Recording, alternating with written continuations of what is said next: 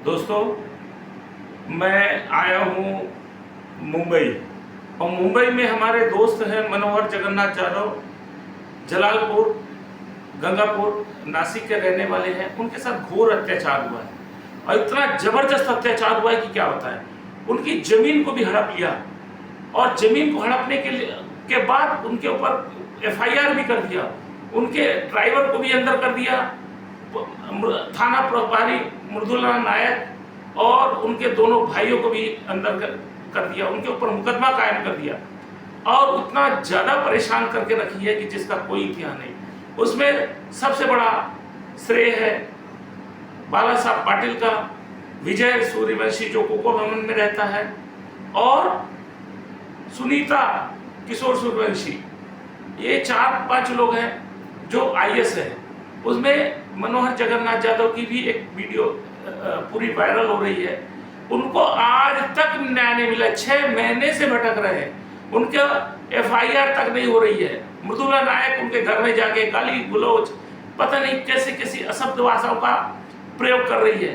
तो मैं कहता हूं कि इसको तुरंत हटाया जाए, नहीं तो हम सब, मैं राजेंद्र कुमार वर्मा, मनोहर जगन्नाथ यादव, ऐसे कम से कम 20,000 की पब्लिक में हम लोग धरना प्रदर्शन करेंगे और भूख हड़ताल करेंगे।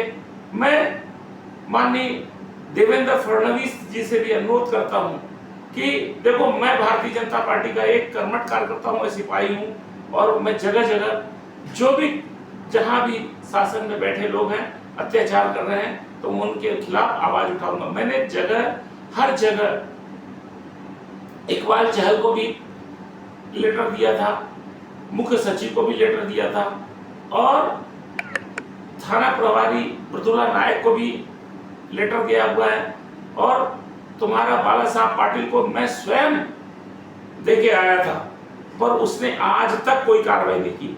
और वो क्या कहता है, कहता ऐसे एफआईआर थोड़ी ना होती है। अरे बताओ, कैसे एफआईआर होती है? एक आपकी थाना प्रभारी मतलब एक दलित किसान परिवार है, उसको परेशान करके रखा हुआ है, सूर्यवंशियों ने उसकी जमीन को हड़प लिया है। ये क्या बात होती है?